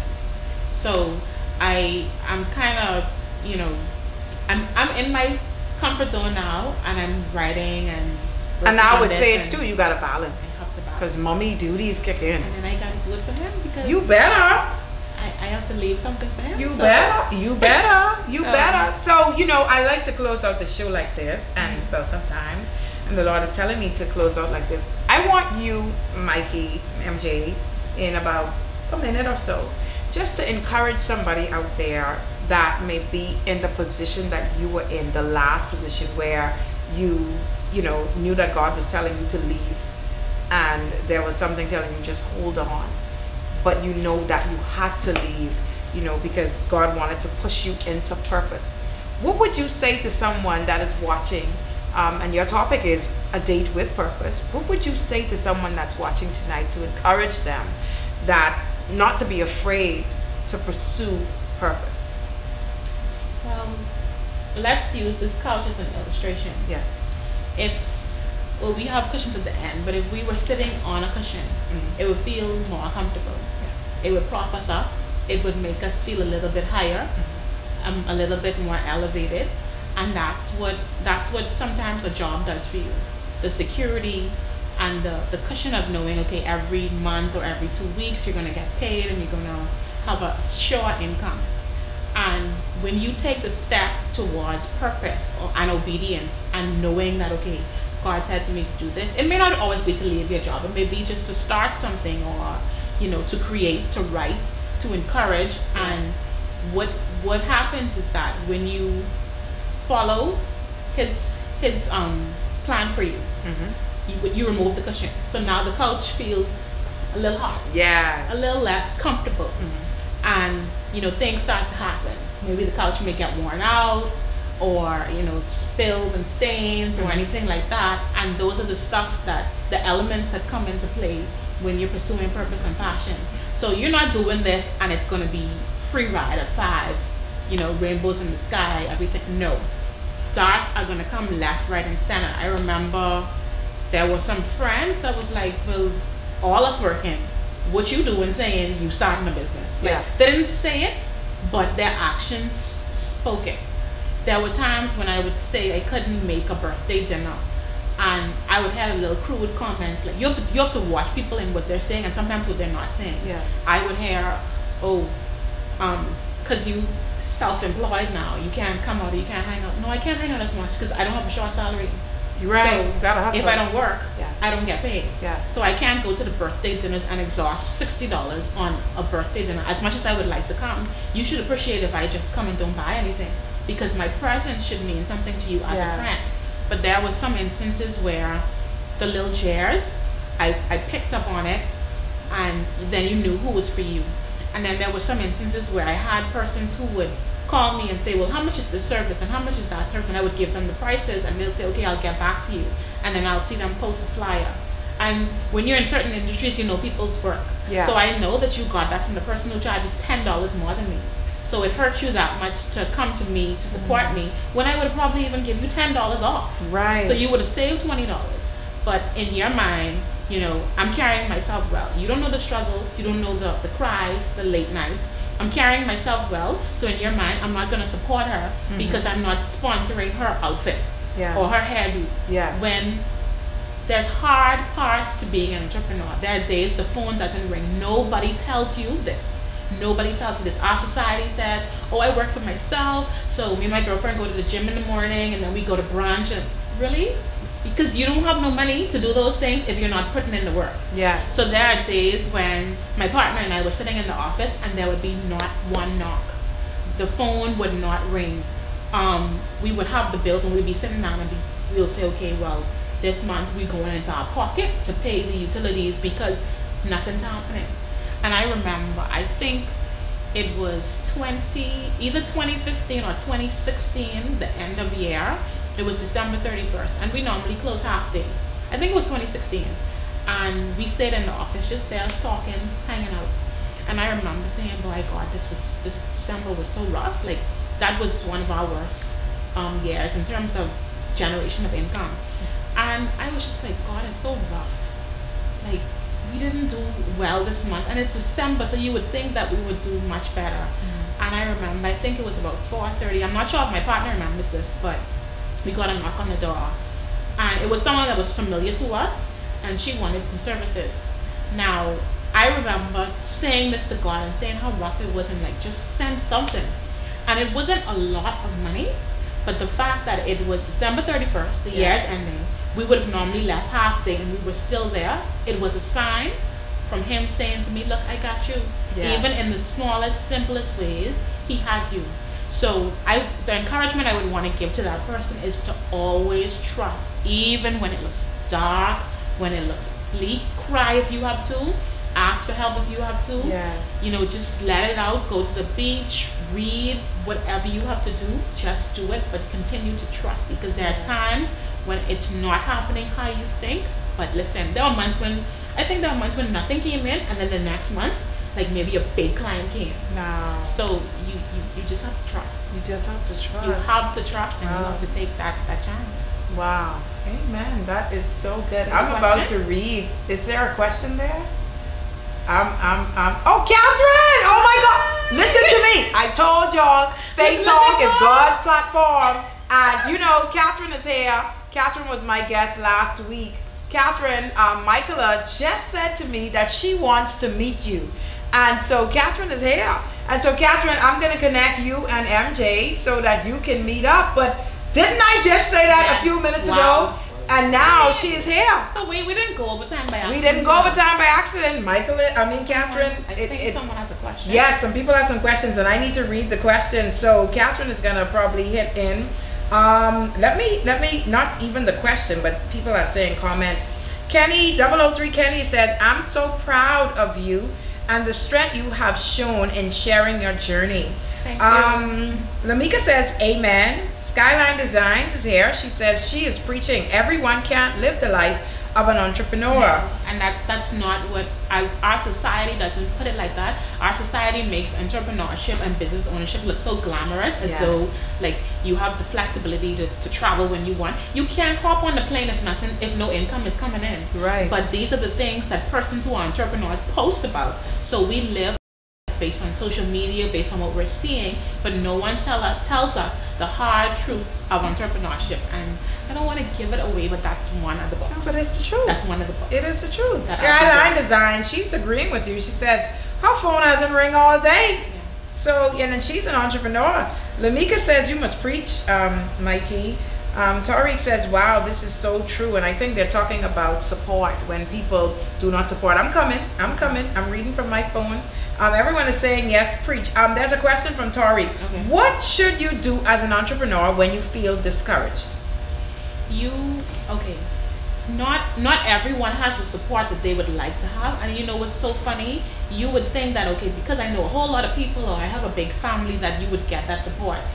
Strangers are your major customers. I have learned always that. remember that, and you have to brace yourself for it, because it's such a shock to new business owners that they get discouraged, they get displaced, and they lose sight of why you're actually here, why you started this company in the first place. You have to realize that. I think I would go on a limb and say 90% of your customers are strangers. I believe you. 90%. So when you feel discouraged, here's what you do. It's different for everyone. Sometimes for me, there are certain people that I know I could call. You know, you just know you could call someone and they can uplift and motivate you. Then it's music. Sometimes for me, it's reading a book. But I would tell you, one of the biggest lessons I've learned as an entrepreneur, keep learning. You can't think you know it all, or you can't think that someone is gonna just lay out everything for you. Go on YouTube when you have dark days. Type it in. Everything is, the internet is a free resource. You're right. Everything is out there. You're right. Watch motivational videos. Read books. You have to read. Even if you don't like to read, try it. Because if you could do 2 chapters today, tomorrow you could do 4. Right. And then another day you could do 6. Reading is a must. I won't tell you a word of lie. For someone who may be faced with discouragement right now, or who may be wanting to start a business and don't know how, one of a great book I would recommend is Steve Harvey's book called Jump. I would recommend that book for someone contemplating or someone feeling stuck. Because listen, Steve laid it out in that book. From every even the littlest of jobs he had, he laid out how they helped to propel him to where he is. I need so to read I would that. recommend I've that seen book. that. I don't know It's if my an husband awesome read it, book. but I need to read that. And then you the have name to, speaks for itself. Yeah, Jump. You have to have your key people, your key supporters. We know who they are, and you know what's so funny? We try to cling to these friends and hold on to the relationships that we know ain't going nowhere. As you elevate, your circle have to change. It will. has to change. It will. And it's so sad because some persons say, okay, well, this is my friend from primary school. That's okay. But as you go higher, you face different devils. So the person that you used to party with at 18, they can't pray for you.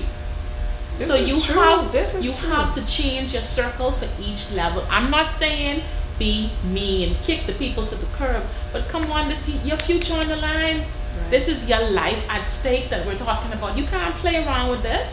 Like right now, I'm telling you, okay, everything is for Sage. So I can't mind the naysayers who saying, well, you ain't doing this no more, and you don't. No, I have someone to live for now. You better, because he can be looking at you soon. Okay? And he could be, Mommy, can I? You Can better believe buy? it. And trust Can me, I when you get to this? that stage, Mikey, it's nothing like when you feel defeated as a So- parent and you can't, you know, your child is saying, Mommy, can I just? And you like, not now, baby, I can't. So you really got to put in the work. Can I also put in a plug here that entrepreneurship is not for everyone? We sometimes watch the webinars and we watch movies and, you know, motivational videos, and we read the books, and it makes you feel awful if you're not owning a business. I don't know why people do it, but they make you feel like working a 9 to 5 is the worst thing you could ever possibly do. Yes. And then you go to these sessions and you leave demotivated. Whatever little bit motivation that you had in you, you leave even more discouraged, depressed, and downtrodden because now you're forced. Society is prodding you to start a business when you may be gifted with the Wow. gift of help I'm to be an coming. employee. I'm coming. But we force people into entrepreneurship, and then we wonder why all the stores on Blue Road closed down now. Because this person was not meant to be an entrepreneur. Maybe they were meant to come along and help fuel and fund and push someone else's vision, but we make people feel awful. And we all of us are guilty of it. We go on Facebook, and when we start our business, hashtag girl boss. You just had the business for a month. How you get a Girl boss. Why is Catherine and you saying the exact same thing? How you Christoph, get a girl what, boss? didn't Catherine talk about this last week? This is some hashtag. She said the same girl thing. boss, hashtag. Oh my and then, God. And then two, Hashtag generation. and on top of knowing that we have to understand that entrepreneurship is not for everyone, we need to understand that there's a difference between a business owner and an entrepreneur.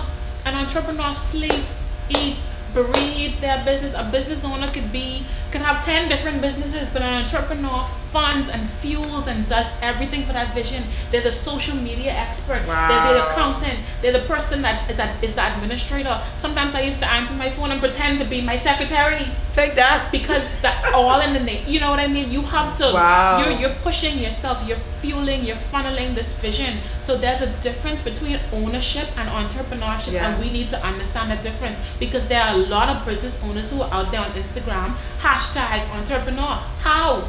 You're not sleeping, eating, and breathing. When I'm up at 3 o'clock or 2 o'clock, asking God, okay, show me something. I'm writing new things and I'm trying to plan tomorrow. You're in your bed because you just have to turn key, or maybe your staff have a key so you could sleep late tomorrow. Yes. So there's a grave difference, and yes. we need to understand that, and we need to have more classes and forums on these topics. That's probably what needs to happen, because where there's no knowledge, people perish, and they assume. Well, I know Mikey, MJ is gonna come up with that I soon. don't know. Oh, please say I know you coming up with that soon, Mikey. You're very passionate about that, and I think you should. I think you should. I'm really passionate about it because, like I told you earlier, our parents, grandparents, great-grandparents, they worked the 3-4 jobs. We don't have to do that. Yeah.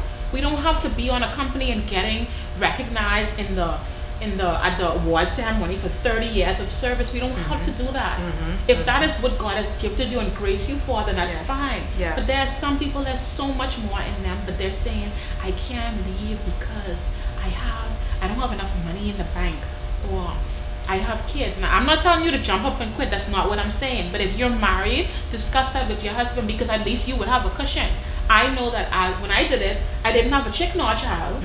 I was paying minimal bills in the house with Mommy. So if it didn't work out, I could have bounced back in. Yes. So don't go home when you tonight. have things on the line, because Yeah. people make decisions right now, Mikey. They'll be like, MJ say. and people say yes. Yes. So no, lay down tonight, pray about it, Yes. talk to hubby, and pillow talk, and say, how would you feel about me starting this business? Yes. Because a lot of times your spouse has to be, if you marry the right person and you were the missing rib, trust me, he gone with that vision. You're right. And he will, sometimes people pour into their spouses, they help them, you know, partnership and covenant is a serious thing. You're right. I'm living that. I know what you're talking about.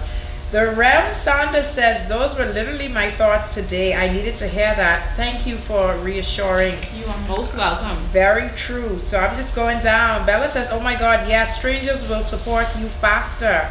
Bella says, yes, ebooks. I don't know. Tori says he will get the book Jump. Okay. Bella says, dead weight. Miss Triple M says, unlike most people, you just can't operate on a 9 to 5. You can waste a minute of your day. The more you put in, the more you would get out of it. Cassandra says, I'm moved. Michaela touched. I'm moved, Michaela. Touched. Okay, and the praying hands. Okay. Skyline Design says, yes, that's so true. It's not for everyone. It's not. Bella says, you are a woman of wisdom. Ms. Triple M says, so no, you're not missing out on anything when you miss brunches, lunches, or dinner outings. You will enjoy it all at the end. Yes. Just stay focused, young lady. You're doing very well. Thank you. Cassandra says, hashtag booked and busy. Hello. So that's the hashtag. Catherine, you missed that one last week. Booked and busy.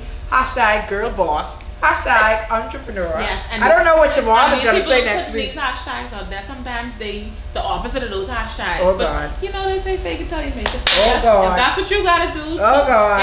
Hey, do you, sis? Do you? Well, my team is in here typing. Call the usher. It's hot in here.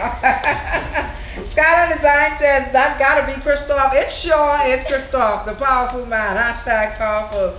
But we had an awesome session the other night with MJ. Bella says, don't forget, living the best. Hashtag living my best life. And YOLO and living my best life hashtag now. You know, we were talking to before set, and social media will drive you nuts if you don't be careful. It will drive you ballistic. It will cause you to jump when you ain't supposed to jump.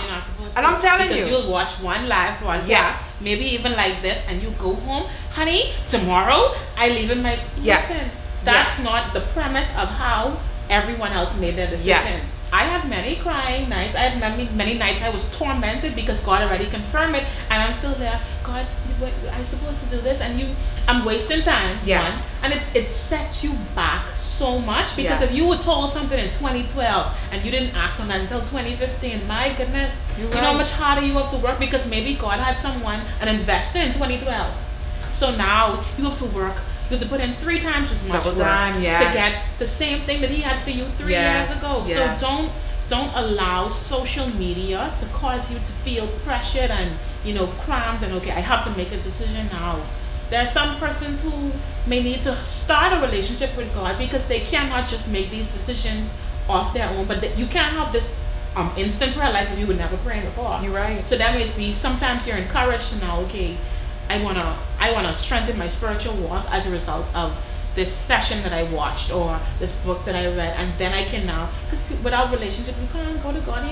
Relationship. Right. Relationship. He will say, depart from me. What you praying for? You're right. Because we don't have that connection for me to tell you, for me to reveal anything for you that will be manifested, because we don't know him. You're right. So a lot of times we jump up and girl boss, and it's too much.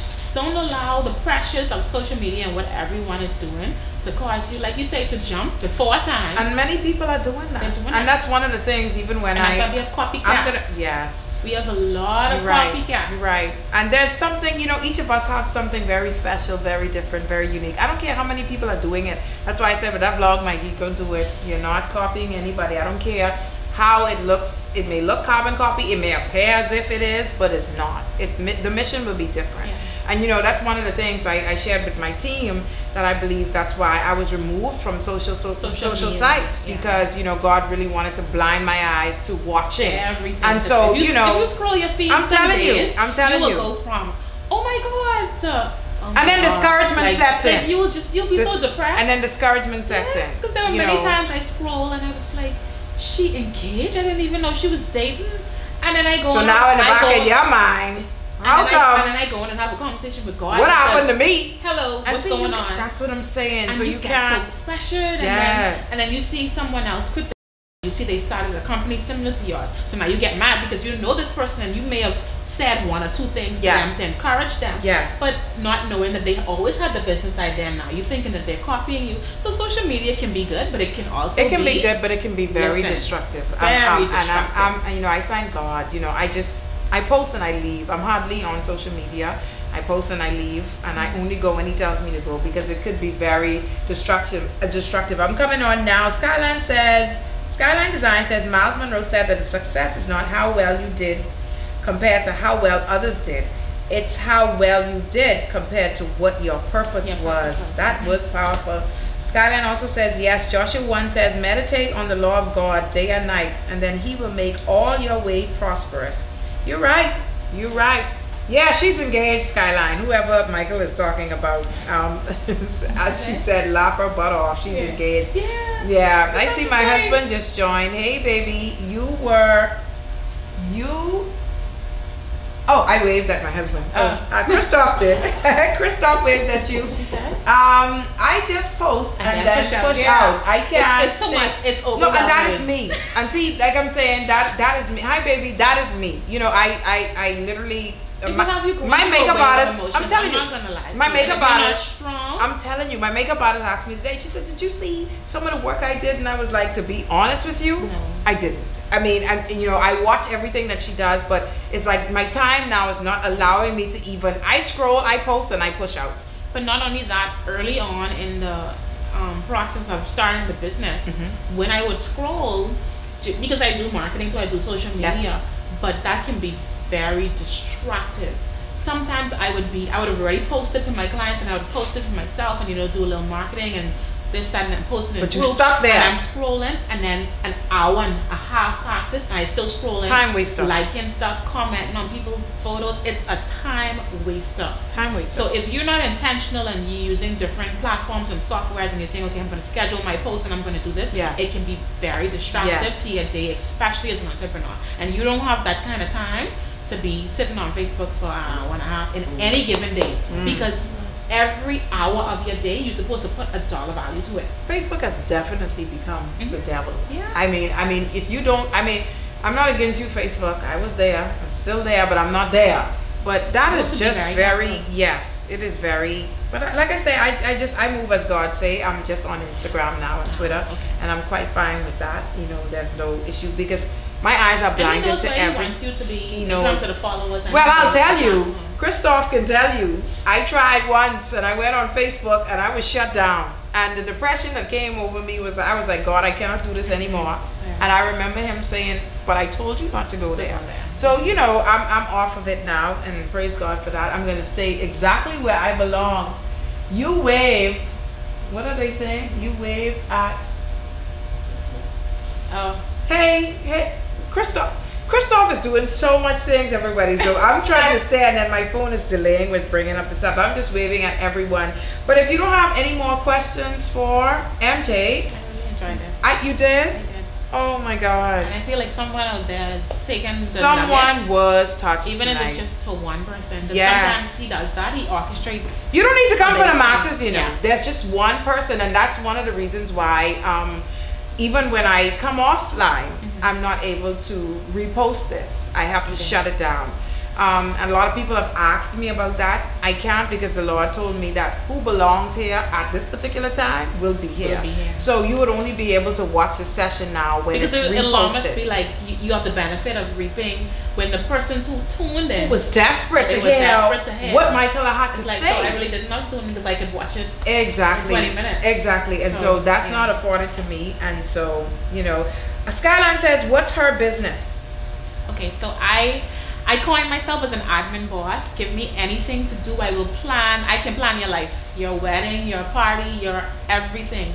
And my company offers administrative and marketing services. So we do US visa applications, Canadian ETAs. You can get freelance proposals and contracts drafted for persons who may have a business but not necessarily a secretary or an office. I offer virtual assistant services. So anything admin and marketing based, I could do. I could do courier services for you, anything you need. MJ, who was supposed to be the accountant. Yeah, who was supposed to be the accountant in the back office doing audits for some company till midnight.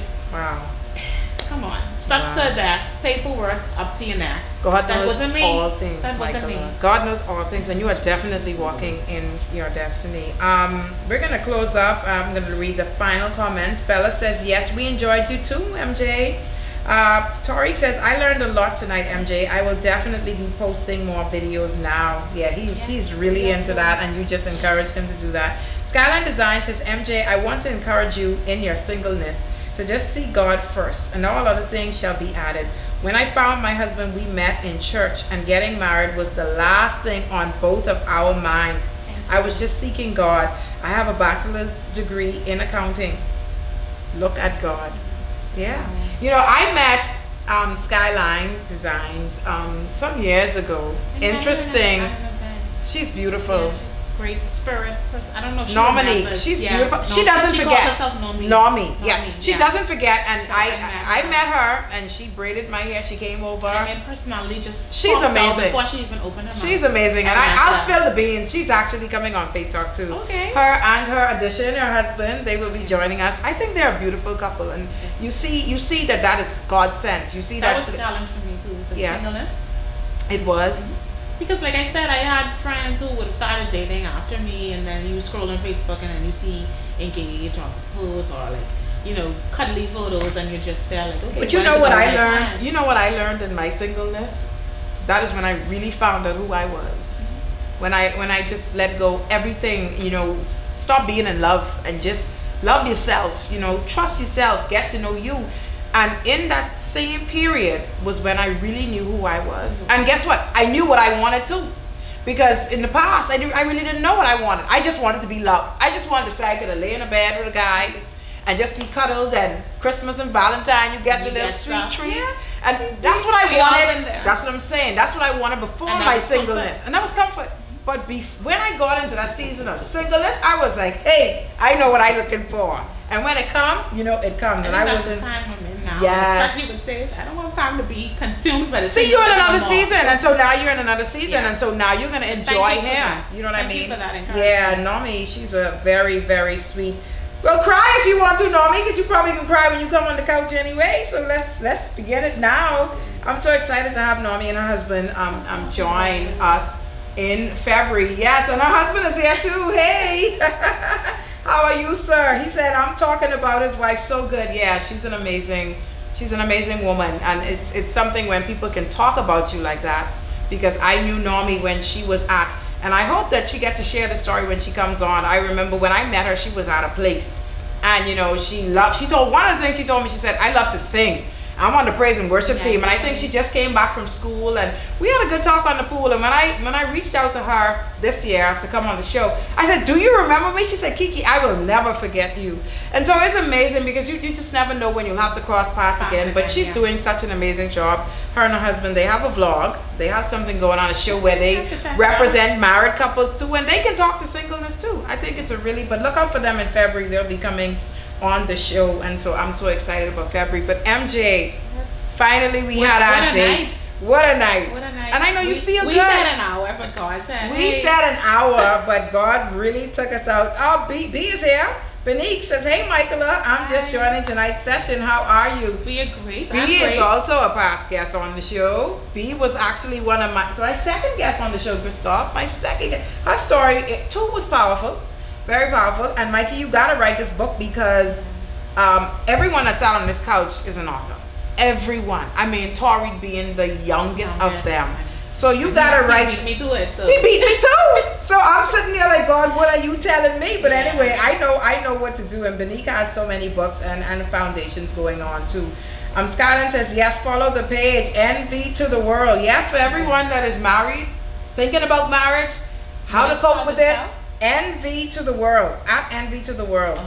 Please, you gotta follow them. I think it was on Faith Talks page too, where you can find them. Okay. Yeah, but they really speak to people who are in this season of how does it feel, or you know, being single, being married, and how they're adjusting.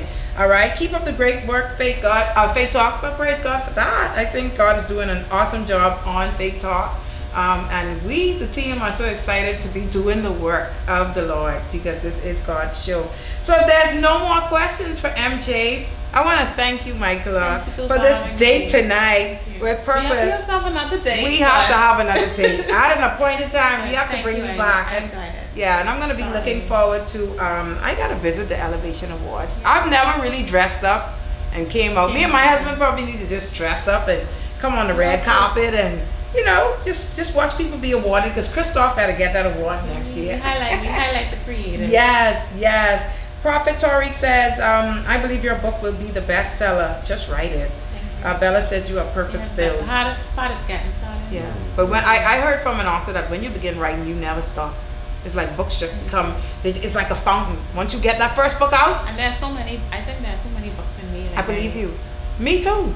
I even have the titles. It's just me too. Procrastination. Oh, we rebuke that demon. That is a demon from the pits of hell. Yes. I struggled with that. So much things to do. Yeah. I would literally be writing and then I'll look and be like, the floor need to sweep. I struggled with that. Simple things. And that is something else. That's a time waster. That is I rebuke you, demon of procrastination. Anyone battling with procrastination, just can we just kick into the curb, bind that spirit, because that will hold you back from the very thing that you are searching for, which is purpose.